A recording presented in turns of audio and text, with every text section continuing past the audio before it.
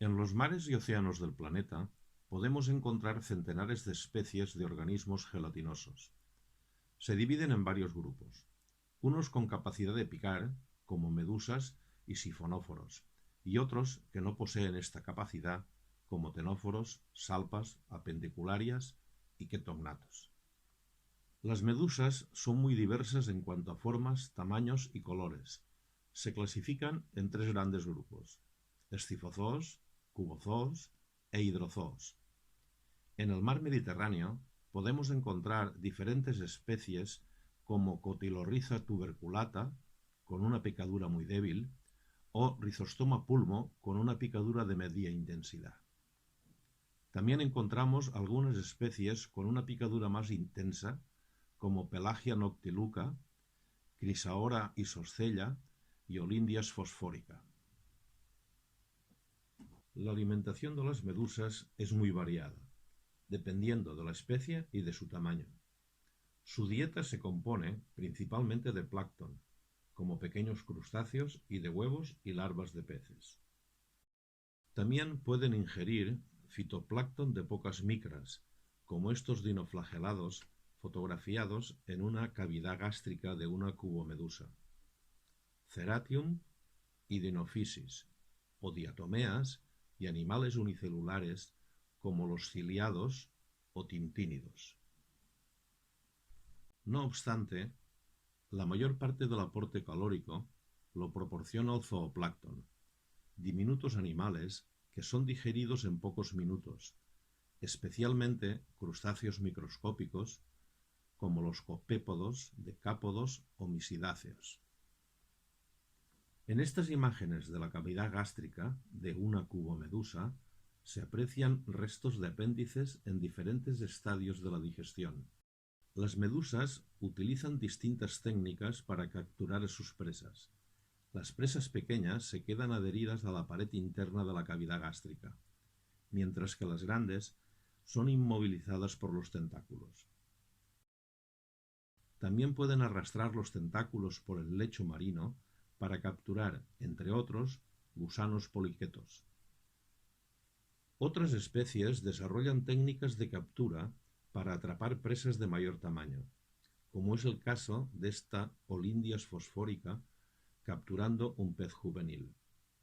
Y en ocasiones no tan pequeños, aunque lo más seguro es que una presa de este tamaño la medusa no pueda digerir más que parcialmente y sea finalmente expulsado. Fuera del grupo de las medusas podemos encontrar otros organismos gelatinosos como las salpas o los tenóforos, que contrariamente a las medusas y sifonóforos carecen de nidocistos, las células urticantes que disparan unos filamentos a modo de pequeños arpones para inmovilizar a la presa e inyectarle diferentes toxinas. Muchas especies de medusas se desarrollan en verano coincidiendo con la temporada turística en el Mediterráneo. Miguel, muy buenas. Hola. Vengo del mar de pescar unas medusas así de gordas, pero yo creo que la gente no sabe mucho de medusas, ¿verdad? No, no demasiado. La gente sabe que las encuentran en la playa, que están en el mar, que suelen aparecer grandes cantidades durante el verano, coincidiendo con el calor. Se pueden producir picaduras a los bañistas si accidentalmente se entra en contacto con un tentáculo. Las proliferaciones de medusas también pueden interferir en la pesca, pudiendo generar problemas en las redes y en la captura, como se aprecia en este lance repleto de pelagias de color granate. Entonces se forma como un eritema rojo. En este puesto de socorro no paran, llevan varios días atendiendo a unas 60 personas diarias por picadura de medusa.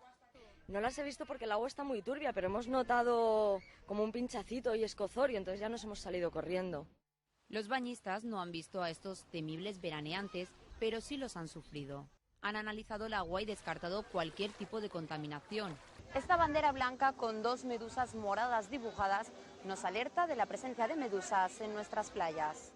Problemas como este, donde las medusas proliferan en determinados días en algunos puntos de la costa, son bastante comunes. No obstante, en este caso había una novedad. La especie que había proliferado y estaba produciendo numerosas picaduras era una especie de medusa muy poco conocida y difícil de observar. Se trataba del cubozoo Charybdea marsupialis. Después del verano de 2008, detectamos una serie de zonas con un elevado número de picaduras de la cubomedusa Charybdea marsupialis, reflejando que también las poblaciones de esta especie habían experimentado un incremento significativo.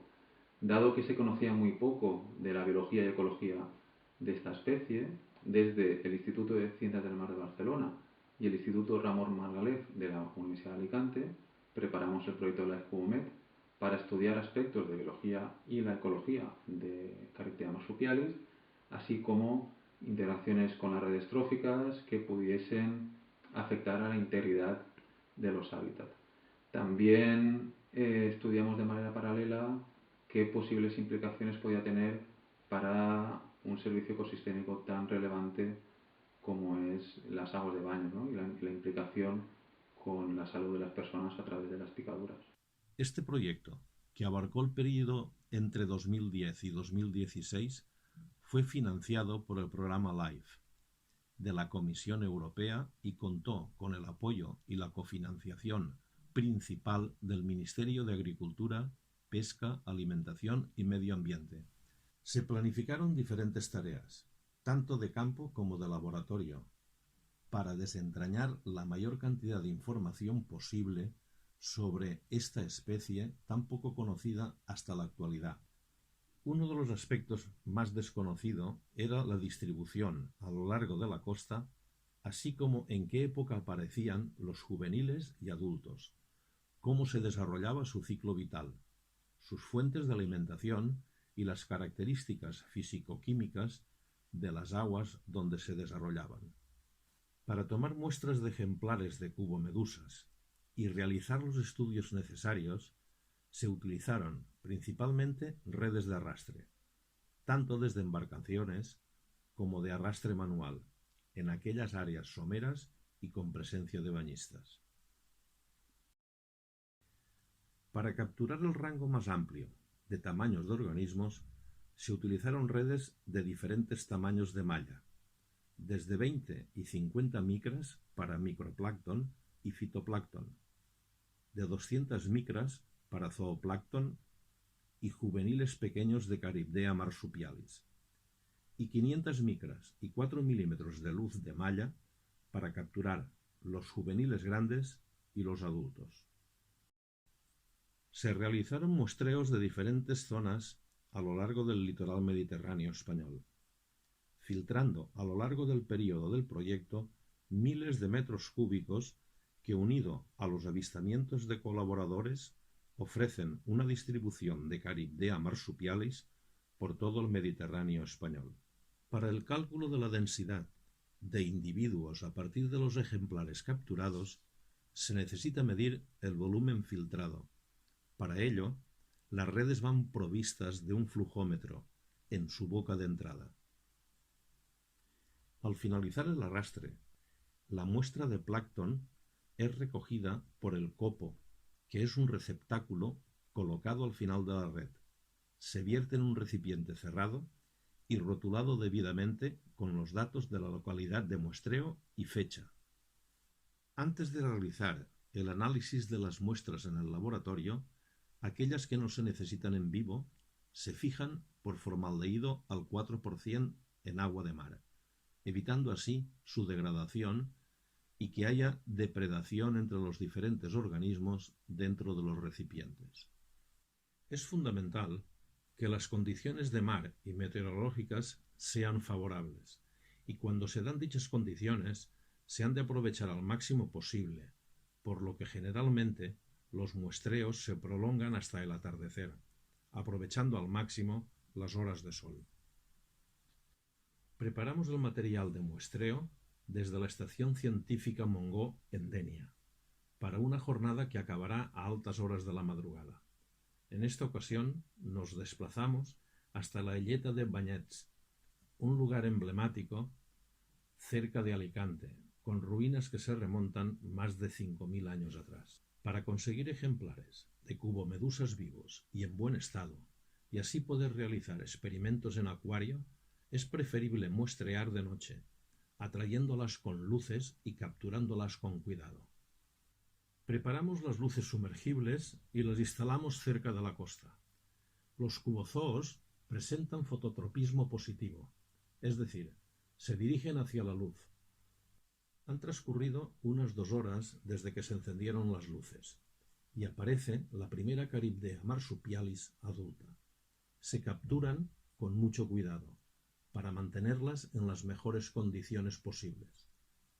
También se utilizó un scooter para arrastrar redes a diferentes distancias de los focos. Después de varios recorridos, apreciamos que también aparecen Charybdeas a decenas de metros de la orilla, aunque en mucha menor densidad que en la cercanía de las luces que hemos instalado. En este muestreo se han capturado más de 20 individuos adultos en buenas condiciones. Son animales muy delicados y solo se podrán utilizar aquellos que no muestren ningún signo de daño o comportamiento anómalo. También hemos capturado abundante zooplancton que se mantendrá vivo para realizar diferentes experimentos de selección de presas. Volvemos al agua y repetimos la operación. Tenemos que llegar mínimo a los 50 individuos adultos. Otra metodología complementaria para realizar los muestreos nocturnos fueron trampas de luz, expresamente diseñadas en el marco de este proyecto. Una vez recogidas las muestras, ahora toca revisarlas con detalle, por si se han capturado individuos pequeños. Aunque no es muy común, en ocasiones encontramos puntos del litoral donde la abundancia de Charybdeas es altísima a pocos metros de la costa y a menos de 1 metro de profundidad, y tras pocos minutos con los focos encendidos se llegan a acumular centenares de individuos en pocos metros cuadrados. No sería una buena idea darse un chapuzón en estas aguas. Llega la hora de contabilizar las capturas y repartir las cubomedusas entre los bidones de transporte. Hoy se ha batido el récord, más de 150 individuos. Una parte de ellos, los que estén en mejores condiciones, se utilizarán para experimentos en acuarios y el resto para diferentes análisis, desde contenidos estomacales a morfología y genética. De los muestreos periódicos realizados a lo largo de los años, se ha comprobado que la distribución de Charybdea marsupialis es muy costera, tanto de los adultos como de los juveniles de 0,2 milímetros recién liberados del pólipo. Esta distribución costera hace pensar que probablemente los pólipos estén cercanos a la costa, asentados sobre superficies duras o incluso sobre organismos vivos, como las hojas de Posidonia oceánica o substratos duros como las piedras de escolleras.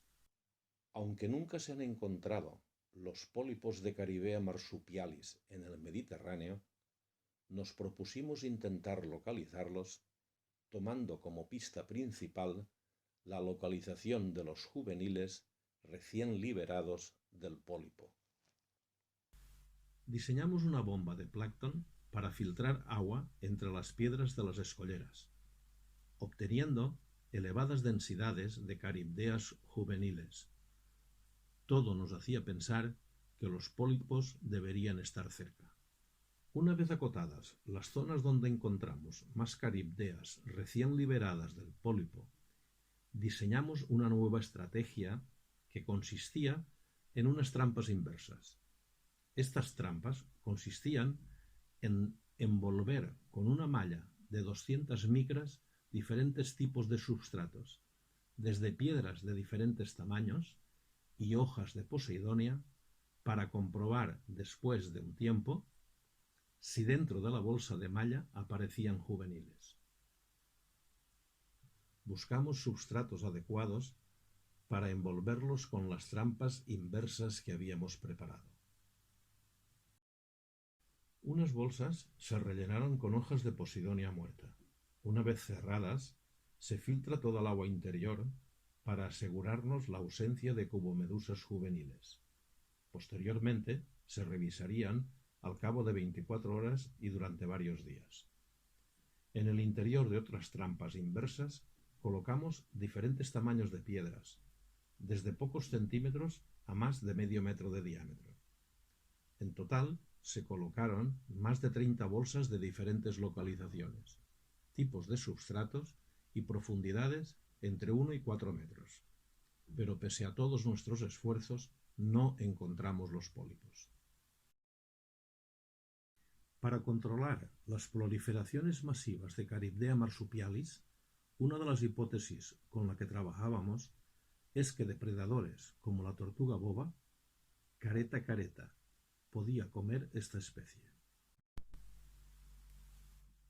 Con individuos de Charybdea adultos en buen estado, fuimos al Oceanographic de Valencia, en las instalaciones de recuperación de tortugas del Arca del Mar, donde tienen ejemplares de tortuga en observación y recuperación. Existen numerosos estudios sobre qué especies de tortugas marinas comen activamente medusas, pero ninguno de ellos es con la cubomedusa Charybdea marsupialis.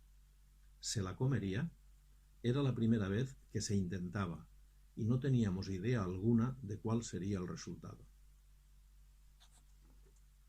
Después de numerosos intentos y repeticiones, y tras constatar que las tortugas no prestaban demasiada atención a las caribdeas, conseguimos unas imágenes inéditas.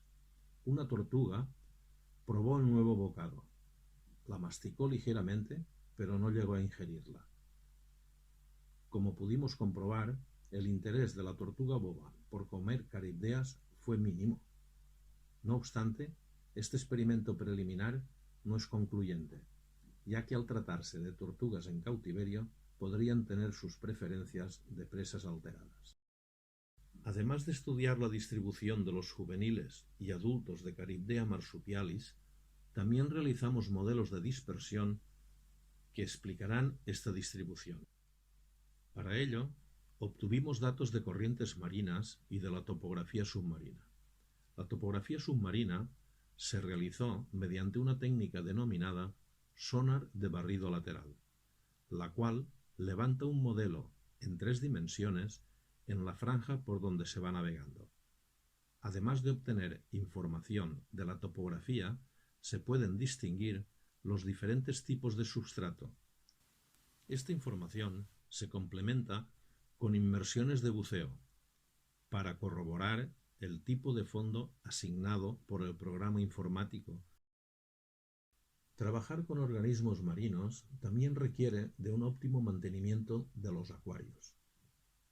Los acuarios del Instituto de Ciencias del Mar de Barcelona disponen de toma directa del mar, constituyendo una de las mejores instalaciones de acuarios científicos en Europa. Se crían en cautividad las especies más abundantes en las costas mediterráneas, con el fin de conocer más de cerca la biología de estos animales. En la Estación Científica Montgó, en Dénia, se requiere de un aporte casi diario de agua de mar filtrada, operación que se realiza en diferentes tramos de la costa. ¿Es solución eliminar directamente las medusas? En otros lugares han intentado controlar proliferaciones de medusas mediante la pesca directa, pero no siempre ha funcionado.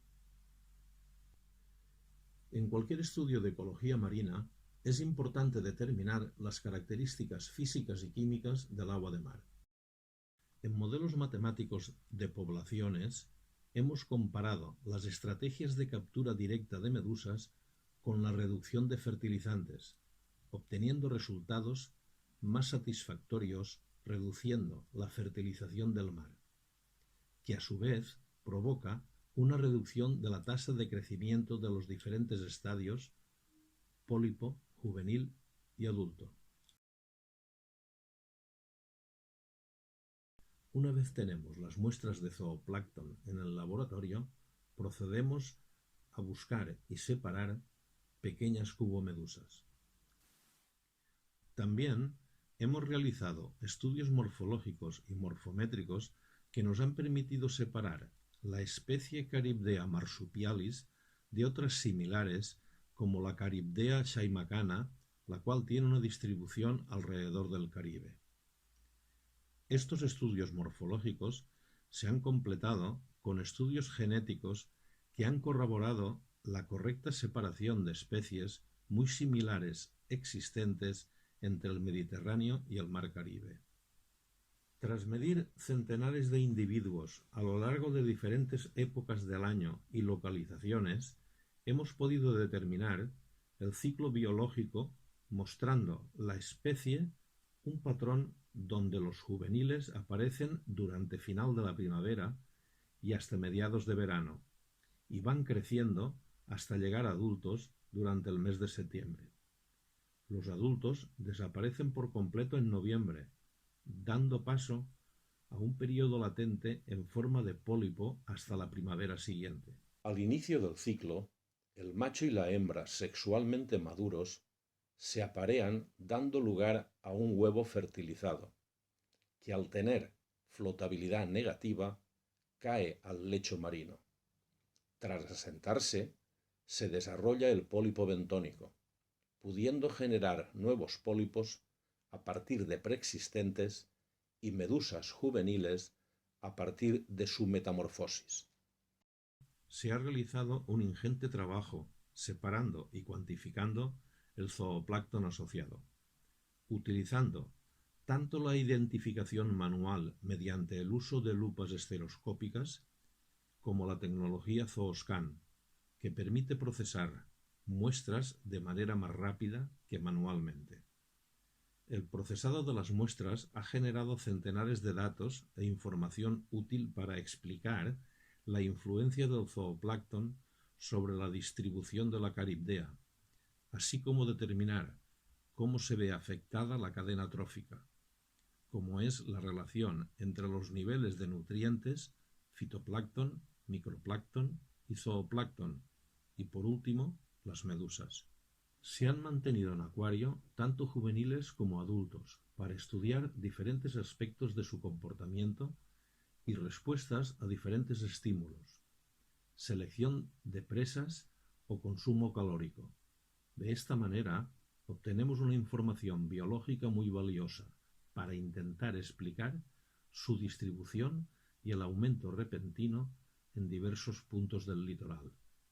Caribdea marsupialis dispone de unas células responsables de provocar las picaduras llamadas nidocistos. Estas tienen unos arpones internos, los cuales se disparan a gran velocidad cuando detectan el contacto de una presa. Las picaduras de Caribdea se pueden distinguir porque se aprecian los finos tentáculos con los nódulos de acumulación de nidocistos. Unos días después, se puede quedar la marca en la piel, con un aspecto de quemadura dependiendo de la sensibilidad de la persona. Con el fin de minimizar la incidencia de picaduras de medusas, las cuales constituyen aproximadamente un 60% del total de asistencias en playa, desde este proyecto se ha puesto en marcha una iniciativa para que la gestión de datos de los servicios de socorrismo sea uniforme en todos los municipios costeros y poder evaluar de forma fiable el número de picaduras, promoviendo además la aplicación de medidas de minimización del riesgo. En el acuario se ha podido determinar también las diferentes velocidades de natación de la Caribdea marsupialis, desde los pequeños juveniles de menos de 2 milímetros hasta los adultos.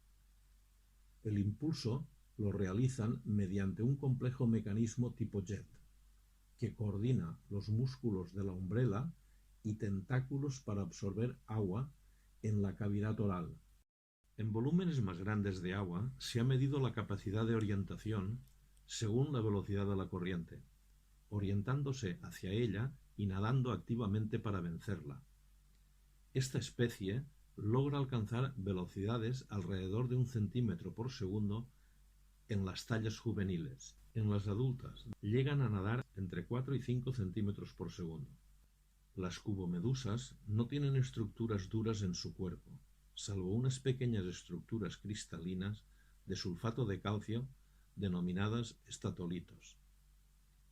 se encuentran dentro de unas estructuras denominadas ropalias, donde además se encuentra un ojo complejo. Tras separar esta estructura y realizar una inmersión en resinas, se cortan al microtomo para su análisis químico y cristalográfico. El estudio de estas estructuras ofrecerá más información de dónde vive cada una de sus fases, desde el pólipo al adulto. A lo largo del proyecto Life Cubomed se han ido desentrañando numerosas incógnitas sobre la ecología y biología de la única especie de cubozoo descrita en el Mediterráneo, Charybdea marsupialis. A lo largo de los 6 años de proyecto, se han realizado actividades formativas alrededor de la Charybdea marsupialis, con alumnos de diferentes edades, desde primaria a universitarios del grado de Ciencias del Mar. Han aprendido diferentes técnicas de muestreo y análisis de muestras de agua de mar y de plancton. La difusión del proyecto Life Cubomed entre diferentes organismos públicos y privados relacionados con el mar ha permitido establecer una amplia red de colaboraciones. La Unidad Militar de Emergencias con sede en Valencia o diferentes servicios de vigilancia ambiental y pesquera, esta red de avistadores nos mantiene informados continuamente de cualquier episodio de aparición de medusas o condiciones ambientales anómalas, además de ayudar a recolectar diferentes organismos marinos. También se ha expuesto parte de los resultados del proyecto Life Cubomed en una comisión de las Cortes Valencianas, en concreto para determinar el alcance de la contaminación por nitratos de las aguas costeras. La problemática de la proliferación de medusas y el caso concreto de Charybdea marsupialis se ha difundido también entre la población escolar, llegando a más de 5.000 escolares de diferentes edades. Dentro de las actividades de divulgación y como colofón al proyecto, se organizó, por parte del Instituto de Ciencias del Mar, el 5º Simposium Internacional de Proliferaciones de Medusas en Barcelona el pasado mes de junio de 2016. 250 científicos de 38 países analizan cómo hacerle frente. Y en verano también uno de los aspectos más temidos de estas medusas son las picaduras. ¿Cómo podemos evitarlas y qué hacemos cuando ya nos han picado? Para evitarlas, sobre todo, tener en cuenta las indicaciones que los socorristas pongan. Allí se indica una bandera con una medusa, si es amarilla, advertencia, si es roja, salir del agua porque hay un enjambre de medusas. Y luego, si se ha producido una picadura, lo primero que siempre recomendamos, nunca utilizar agua dulce ni ducharse. Utilizar agua de mar, con la misma agua de mar, limpiarse la zona. Pero atentos, porque en este congreso también se expone la parte positiva de la proliferación de medusas. Destaca su uso para tratamientos contra el cáncer, para fines cosméticos o incluso en la alimentación. Por último, el proyecto Life Cubomed ha tenido una importante difusión en la literatura científica, con la publicación de 3 tesis doctorales, 10 artículos científicos y más de 20 presentaciones en congresos internacionales. Además, aunque ya ha finalizado el proyecto, gracias a las líneas de investigación abiertas, se está ahondando en diferentes aspectos de la biología y ecología de Charybdea marsupialis y cómo predecir, detectar y reducir proliferaciones masivas de esta especie que supongan un problema para el ser humano o un impacto para el ecosistema.